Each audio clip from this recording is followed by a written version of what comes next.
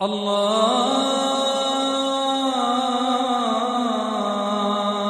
اکبر۔ اعوذ باللہ من الشیطان الرجیم، بسم اللہ الرحمن الرحیم۔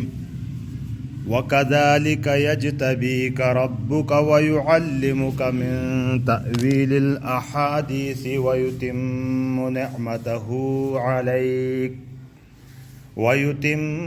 نِعْمَتَهُ عَلَيْكَ وَعَلَى آلِ يَعْقُوبَ كَمَا أَتَمَّهَا عَلَى أَبَوَيْكَ مِن قَبْلُ إِبْرَاهِيمَ وَإِسْحَاقَ إِنَّ رَبَّكَ عَلِيمٌ حَكِيمٌ۔ لقد كان في يوسف وإخوته آيات للسائلين إذ قالوا ليوسف وأخوه أحب إلى أبينا منا ونحن عصبة إن أبانا لفي ضلال مبين اقتلوا يوسف أو اطرحوه أرضا يخل لكم وجه أبيكم وتكونوا من بعده قوما صالحين قال قائل منهم لا تقتلوا يوسف وألقوه في غيابة الجب يلتقطه بعض السيارة إن كنتم فاعلين۔ صدق اللہ العظیم۔ جیسا کہ اپنا خواب حضرت یوسف علیہ السلام نے حضرت یعقوب علیہ السلام کے سامنے بیان کیا، تو پہلی نصیحت یہ کی کہ آپ اپنے بھائیوں کے سامنے اس خواب کا ذکر نہیں کریں گے، کیونکہ شیطان انسان کا دشمن ہے، حسد کی وجہ سے کوئی نقصان نہ پہنچائے تمہیں۔ آگے پھر وہ خوشخبریاں ان کو بتا رہے ہیں کہ وَكَذَلِكَ، اور اسی طرح يَجْتَبِيكَ رَبُّكَ، اجتبا یجتبی باب افتعال سے منتخب کرنا، چننا، آپ کو برگزیدہ بنائے گا، آپ کو چنے گا، آپ کو منتخب کرے گا، رب کا، تیرا رب جو تیری تربیت کرنے والا اللہ ہے، وہ تجھے منتخب کرے گا۔ اب یہ فرماتے کس چیز کے لیے منتخب کرے گا؟ تو یہ انتخاب اللہ کے انعامات اور احسانات کے لیے، کہ اپنے انعامات اور احسانات کے لیے تمہیں منتخب کرے گا۔ چنانچہ ہوا ایسا کہ اللہ رب العزت نے دنیا کے انعامات اور احسانات یوسف علیہ السلام پر اپنے کر دیے، کہ حکومت بھی دے دی اور دولت بھی دے دی، ساری آسائشیں دے دی حضرت یوسف علیہ السلام کو۔ وَيُعَلِّمُكَ مِن تَأْوِيلِ الْأَحَادِيثِ، علم يعلم تعلیماً، سکھانا، اور تمہیں علم دے گا تأویل، اول یؤول تأویلاً، کسی بات کی حقیقت تک پہنچنا، تحقیق تک پہنچنا، کسی بات کی تہ تک پہنچنا، یعنی بات کی اصل اور حقیقت معلوم کرنا، یہ تأویل کہتے ہیں۔ اس لیے قرآن پاک کے لیے تفسیر میں دو لفظ استعمال ہوتے ہیں، تفسیر اور تأویل دونوں استعمال ہوتے ہیں۔ تفسیر پھر اس کی فرق بیان کرتے ہیں کہ تفسیر کا مطلب ظاہری طور پر معانی وغیرہ جاننا، گرامر وغیرہ کے اعتبار سے، اور تأویل اس کی اصل حقیقت کو پہچاننا۔ تأویل اس کو کہتے ہیں الاحادیث، حدیث کی جمع ہے، بات کو کہتے ہیں، باتوں کی تہ تک پہنچنے کا علم تمہیں دے گا۔ اس سے مراد کیا ہے؟ اس سے مراد یہ ہے کہ حکمت اور علم اللہ آپ کو دے گا، جس کی وجہ سے باتوں کی حقیقتوں کو آپ سمجھ جائیں گے، اور انہی میں سے خوابوں کی تعبیر بھی ہے۔ اس لیے بعض حضرات نے ترجمہ یہاں اکثر یہ بھی کیا جاتا ہے کہ اللہ آپ کو خوابوں کی تعبیر بتانے کا علم دے گا۔ من تأویل الاحادیث، باتوں کی حقیقت جاننے کا علم تمہیں دے گا، یا خوابوں کی تعبیر کا علم تجھے دے گا۔ چنانچہ یہ حضرت یوسف علیہ السلام کی خاص وہ تھی کہ خواب جس قسم کا بھی ہو اس کی تعبیر کا علم ان کے پاس ہوتا تھا، ان کو دیا تھا اللہ نے. تو اس سے یہ بات بھی معلوم ہوتی ہے کہ خوابوں کی تعبیر ہر ایک کے بس کی بات نہیں ہے. یہ اللہ پاک کی طرف سے دیا گیا علم ہے، جس کو چاہے دے دیتا ہے. ہر ایک خواب کی تعبیر نہیں بتا سکتا. وَيُتِمُّ نِعْمَتَهُ عَلَيْكَ، اور تمہارے اوپر اپنی نعمتوں کا اتمام کرے گا، پوری کرے گا. اپنی نعمتیں تمہارے اوپر مکمل فرمائے گا. اب وہ نعمت کیا ہے؟ یہ اشارہ ہے نبوت کی طرف کہ اللہ تجھے نبوت سے نوازے گا. کیوں؟ اگلا لفظ اس کی طرف اشارہ کرتا ہے، کما اتم علی ابویک، جیسا کہ اس کو مکمل کیا تمہارے آبا و اجداد پر. ابن باپ کو کہتے ہیں، لیکن یہ ابوین کا لفظ استعمال ہوتا ہے تو ماں باپ کے لیے بھی استعمال ہوتا ہے. لیکن دادا کو بھی اب کہتے ہیں عربی میں، جد بھی کہا جاتا ہے اس کو، لیکن اب کا لفظ بھی دادا کے لیے استعمال ہو. ہماری زبان میں بھی کہتے ہیں نا دادا بابا، اس کو دادا جی کہیں گے تو پھر غصے ہو جاتے ہیں. تو پھر بڑے ابو، ہماری طرف تو اس طرح کے لفظ استعمال ہوتے ہیں. تو یہاں چونکہ ابراہیم اور اسحاق آگے بدل آ رہا ہے، من قبل ابراہیم و اسحاق، اس سے پہلے ابراہیم اور اسحاق آپ کے باپ دادا، اس لیے ہم باپ دادے کا ترجمہ کرتے ہیں کہ ابوی سے مراد کون سا ہے؟ باپ اور دادا ہے. کیونکہ لفظ کا یہ معنی بھی باپ دادا سے بھی ہوتا ہے، اس لفظ کا معنی ماں باپ سے بھی ہوتا ہے. تو اس لیے یہاں چونکہ ابراہیم اور اسحاق کا لفظ تصریح کے ساتھ آ گیا ہے، لہٰذا یہاں ابوی سے مراد کیا ہے؟ ابوی کا سے مراد کیا ہے؟ باپ دادا. تو کما اتمہا، جیسا کہ اس کو مکمل کیا، علی ابوی کا تیرے باپ دادے پر، من قبل اس سے پہلے، ابراہیم اور اسحاق، ابراہیم اور اسحاق علیہ السلام پر. ابراہیم علیہ السلام دادا تھے اور اسحاق علیہ السلام دادا ہے، اور ابراہیم علیہ السلام پر دادا ہے. ہاں، ان کے اوپر دادا پر دادا. تو اس سے معلوم ہوا کہ ہاں نعمت سے مراد کیا ہے؟ نبوت ہے. ان ربک علیم، بے شک تیرا رب خوب جاننے والا، باخبر ہے، حکیم، حکمت والا ہے. جاننے والا ہے کہ کس کو دینا ہے، حکیم، حکمت والا ہے کتنا اور کس کس کو دینا ہے. یہ حکمت کا تقاضا ہے. وہ علیم بھی ہے، حکیم بھی ہے، کس سے مانگنے پوچھنے کی ضرورت اس کو نہیں ہے. لقد کان فی یوسف و اخوتہ آیات للسائلین، یقیناً یوسف میں اور اس کے بھائی میں، یعنی فی قصۃ یوسف و اخوتہ، کہ یوسف علیہ السلام اور اس کے بھائی کے قصوں میں آیات، نشانیاں ہیں، للسائلین، پوچھنے والوں کے لیے. جو پوچھتے سوال کرتے ہیں ان کے لیے بڑی بڑی نشانیاں ہیں اس میں. اور حقیقت ہے کہ یوسف علیہ السلام کا پورا واقعہ اگر دیکھیں تو یہ نشانیاں ہی نشانیاں. ایک تو نبوت کی نشانی، اس سے حضور صلی اللہ علیہ وسلم کی نبوت کی نشانی یہاں سے اس واقعے سے ظاہر ہوتی ہے کہ جیسا کہ شان نزول میں شروع میں نے بتایا کل کے سبق میں کہ حضور نبی اکرم صلی اللہ علیہ وسلم کا امتحان لینے کے لیے بنی اسرائیل نے سوال پوچھا، اور مکے سے پوچھتے ہیں وہاں سے یہ لوگ، اور خود بھی نہیں پوچھتے، کسی کو بھیج کے پروپیگنڈا کرنے کے لیے اور ان کو کم دکھانے کے لیے ایسے سوالات کرتے ہیں کہ بھائی یوسف، یہ ظلم تشدد یہ بنی اسرائیل پر جو ہوا ہے وہ تو مصر میں ہوا ہے، اور یہ لوگ تھے فلسطین کے، یہ کہاں سے آ گئے؟ تو ایسے شخص سے پوچھ رہے ہیں کہ ان کو یقین تھا کہ یہ شخص اگر نبی نہیں ہے تو بتا نہیں سکے گا. کیوں؟ اس لیے کہ ایک لفظ بھی نہیں پڑھا. حضور صلی اللہ علیہ وسلم کے بارے میں آتا ہے کہ قلم بھی ہاتھ میں نہیں لیا تھا. ایسے امید ہے کہ ایک قلم سے کچھ لکھنا پڑھنا نہیں جانتے تھے. اور یہ بھی ہو سکتا تھا کہ بھائی اپنے برادری میں کس سے پوچھ کے بتائے. تو کمال کی بات ہے کہ پوری قریش امی تھی، قریش کا پورا قبیلہ بھی ان پڑھ تھے وہ سارے. تو کسی سے سیکھنے کا کوئی موقع نہ، باہر جانا اس کا تھا کہ باہر سے جا کے بنی اسرائیل کے علماء سے، وہ تو علم والے تھے بنی اسرائیل کے علماء، ان سے جا کے معلوم کرتا.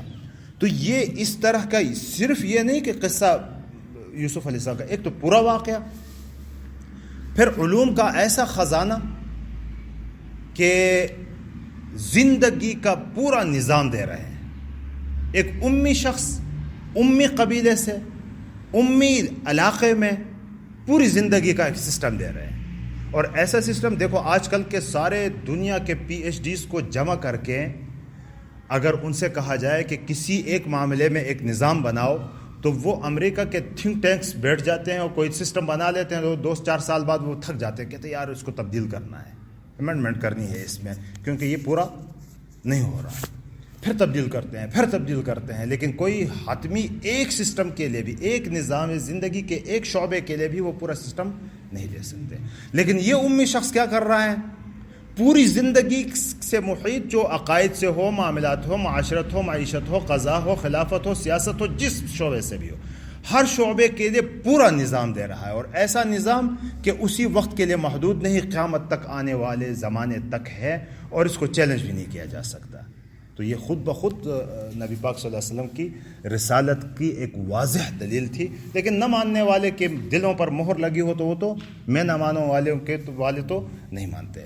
تو آیت میں سے حضرت یوسف علیہ السلام کے اس واقعے میں بھی نشانی ہے پوچھنے والوں کے لیے. یہ تو نبوت کی بھی نشانی ہے اور پھر اس کے علاوہ اللہ کی قدرتوں کی نشانیاں بھی اس میں ہیں کہ حضرت یوسف علیہ السلام کے پورے واقعے کو ہم پڑھیں گے, ہر واقعہ, ہر لمحہ, ہر سین جس کو ہم کہہ سکتے ہیں کہ وہ یوسف کو برباد کرنے کے لیے ہے, لیکن وہ اس کو اوپر اٹھانے کے لیے ہوتا ہے.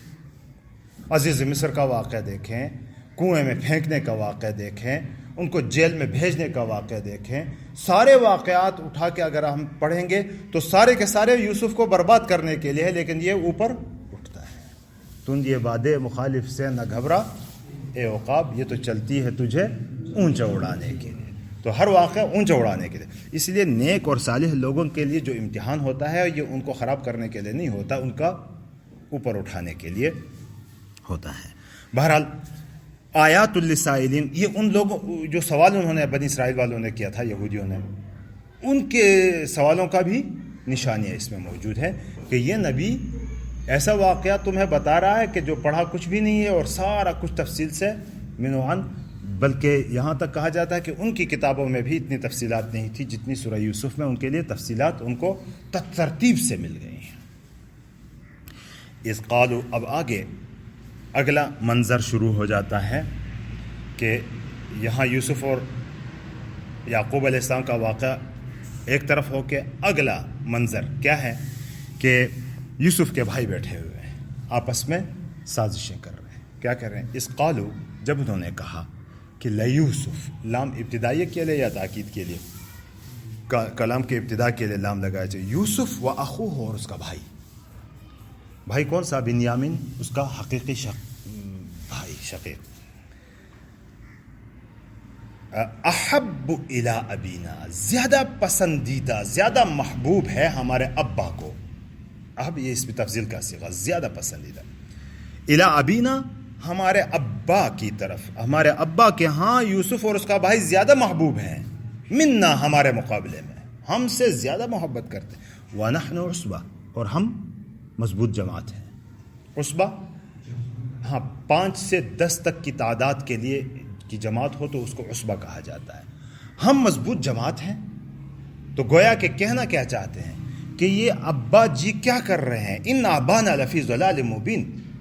اس کا لفظی ترجمہ کریں گے تو اگر ہمارا ابا تو کھلی گمراہی میں ہے, لیکن یہ لفظ ترجمہ نہیں ہے. گمراہی دین کی گمراہی ہو تو اگر اس قسم کا لفظ وہ استعمال کریں تو وہ تو کافر ہو جائیں گے, لیکن کفر تو انہوں نے نہیں کیا تھا. لہٰذا یہاں گمراہی سے مراد بہکنا ہے کہ یہ بات غلط سمجھے ہوئے ہیں. حقیقت کیا ہے کہ ہماری تو جماعت ہے, ہم دین کی بھی محنت زیادہ اس سے کر سکتے ہیں, ابا کی خدمت بھی زیادہ کر سکتے ہیں, ہم اس کے بازو ہیں, ہم اس کے لیے بہت کچھ کر سکتے ہیں, لیکن یہ چھوٹے 2 بچوں کی طرف زیادہ محبت کرنے لگے ہیں. تو یہ کوئی عقل کی بات تو نہیں ہے, کہنا یہ چاہتے ہیں. یہ کوئی عقل میں آنے والی بات تو نہیں ہے, کیونکہ ہمارے ساتھ محبت زیادہ ہونی چاہیے. ان کے زیادہ کام ہم آ سکتے ہیں, ہماری وجہ سے وہ مضبوط ہیں. بیٹوں کی وجہ سے باپ مضبوط ہوتا ہے, ہماری وجہ سے وہ مضبوط ہیں, ہم اس کے دست و بازو ہیں, ہم ان کی دینی خدمات بھی ہم پوری طرح کر سکتے ہیں، لیکن ابا جی ہیں کہ عجیب ہے کہ سمجھتے ہی نہیں بات کو. فی ضلال مبین کا مطلب سمجھتے ہی نہیں ہے بات کو، کہ چھوٹے بچوں کے ساتھ محبت کرنے لگے ہیں. سکینہ نازل ہو گئی ہے قاری صاحب کے اوپر.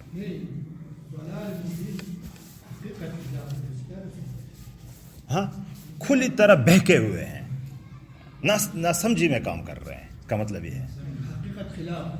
ہاں، حقیقت کے خلاف ہے. تو پھر اب کیا کرنا چاہیے؟ اب کرنا یہ چاہیے، ان کی پلاننگ ہو رہی ہے آپس میں، بیٹوں کی آپس میں بیٹھ کے ان کی کانفرنس ہے. اقتلوا یوسف، اس کو اگر ملا کے پڑھیں گے تو مبین نقتلوا یوسفا، لیکن الگ الگ پڑھیں گے تو اقتلوا امر کا صیغہ ہے، وہ حمزہ وصل کو اپنا اعراب دیا جائے گا. اقتلوا یوسفا، یوسف کو قتل کرو، اس کا علاج یہی ہے. او اطرحوہ انبذوہ، اس کو پھینک دو. طرح یطرحو، طرحن کے معنی پھینکنا کیا ہے، اس کو پھینک دو کہیں ارزن، ایسی زمین میں، کسی زمین میں اس کو پھینکو، کسی دوسری جگہ جا کے اس کو پھینکا ہو کہ جہاں سے واپس یہ نہ آ سکے. دونوں گویا کہ باپ سے جدا کرنا مقصود ہے، یا مار کے جدا کرنا یا باہر کہیں جا کے پھینک دو تاکہ واپس نہ آ سکے.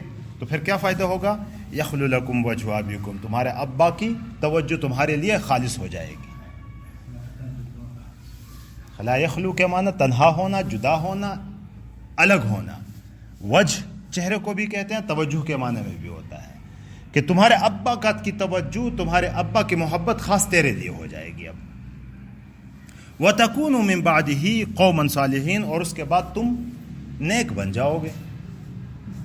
یہ شیطان کا دھوکہ ہے نا کہ تو اس کے بعد توبہ کر لینا، توبہ کر کے پھر دوبارہ نیک بن جاؤ گے.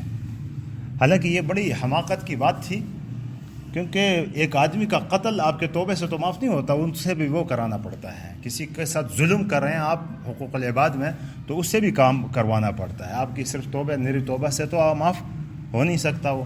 لیکن یہ جہالت تھی، اور شیطان اس طرح بہکاتا ہے. اس کے جالوں میں سے ایک جال یہ ہے کہ توبہ کی امید سے اس سے گناہ کرواتا ہے. ہاں، پیغمبر کے بچے.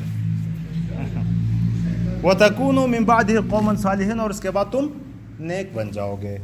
اور اس کا ترجمہ یہ بھی کیا ہے کہ وَتَكُونُوا مِن بَعْدِهِ قَوْمًا صَالِحِينَ کا مطلب ہے کہ اس کے بعد تم کوئی قوم بن جاؤ گے.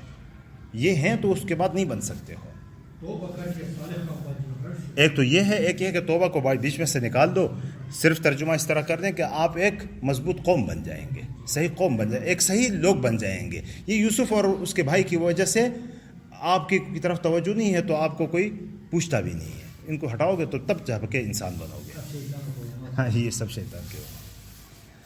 تو قال قائل منہم، ان میں سے ایک نے کہا، قال کہا، قائل کہنے والے، منہم ان میں سے ایک نے کہا، لا تقتلوا یوسف، یوسف کو قتل مت کرو. وَأَلْقُوهُ فِي غَيَابَةِ الْجُبِّ،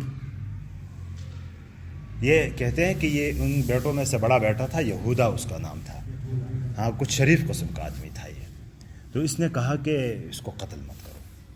اگر کرنا ہی ہے تو کسی کنویں میں پھینک آؤ تو کوئی لے جائے گا، جان چھوٹے کی، مرے گا بھی نہیں، خون بھی نہیں ہوگا، اور یہ ہے کہ جو مقصد ہے تمہارا وہ بھی حاصل ہو جائے گا. القوہ، القا معنی پھینکنا، القا یلقی، القان پھینکنا. فی غیابہ، غیابہ کا لفظ ہوتا ہے ایسی جگہ کہ جہاں کوئی چھپ کے نظر نہ آئے. الجب، عام کنویں کو بیر کہتے ہیں. الجب ایسا کنواں کہ جو زمین کے اندر کھودا گیا ہو اور اس کے لیے کوئی منڈیر وغیرہ کچھ نہ بنائی گئی ہو، تو اس کے لیے الجب کہتے ہیں. تو اس لیے اس دونوں کا بامحاورہ ترجمہ کیا جاتا ہے کہ فی غیابت الجب، اندھے کنویں میں، اندھے کنویں میں اس کو پھینکا ہو. یلتقط ہو، لقطہ سے ہے، لقیط اور لقطہ سے ہے. لقطہ اس چیز، گری پڑی چیز کو کہتے ہیں. گری پڑی چیز راستے میں جو مل جاتی ہے نا، اس کو لقطہ کہتے ہیں. اگر وہ جاندار ہو تو، انسان ہو، بچہ ملا ہو تو اس کو لقیط کہتے ہیں. تو لقیط ایک قسم کی گالی بھی دی جاتی ہے کہ بھئی یہ تو لقیط ہے، کا مطلب ہے کہ کوئی گرا ملا ہوا آدمی ہے. جرول، لیرو، ہاں لیرو، لقیط اس کو کہتے ہیں. لیکن بے جان چیز ہو تو اس کو لقطہ کہا جاتا ہے. رائمنڈ میں آپ جائیں گے تو وہاں ایک الگ سے وہ جگہ ہے، لقطہ بنی ہوئی ہے. کوئی چیز کسی سے گر کے جائے تو وہاں اٹھا کے وہاں پھر اس کو ایک محکمہ ہے وہاں ڈال کے آ جاتا ہے. تو پھر اپنی چیز ڈھونڈنے کے لیے وہاں پہنچتے ہیں لوگ, وہاں جا کے دیکھتے ہیں تو اس کی چیز مل جاتی ہے وہاں اکثر ایسا ہوتا ہے. یلتقطہ بعض السیارہ, کچھ السیارہ قافلے, اس زمانے میں قافلوں کا رواج تھا, آج کل تو گاڑیاں ہیں, اس زمانے میں تو قافلے چل رہے ہوتے تھے. تو کچھ کوئی راہ چلتے ہوئے اس کو لے جائیں گے, کوئی قافلہ اس کو اٹھا لے جائے گا. ان کنتم فاعلین, اگر تم ایسا کرنے والے ہو تو, یعنی کرنا ہی چاہتے ہو تو ایسا کرو. تو گویا کہ کچھ شرافت اس میں تھی. تو چنانچہ انہوں نے ایسا کیا, اس کے لیے بھی پلاننگ کی. اس پلاننگ کا ذکر اگلے آیت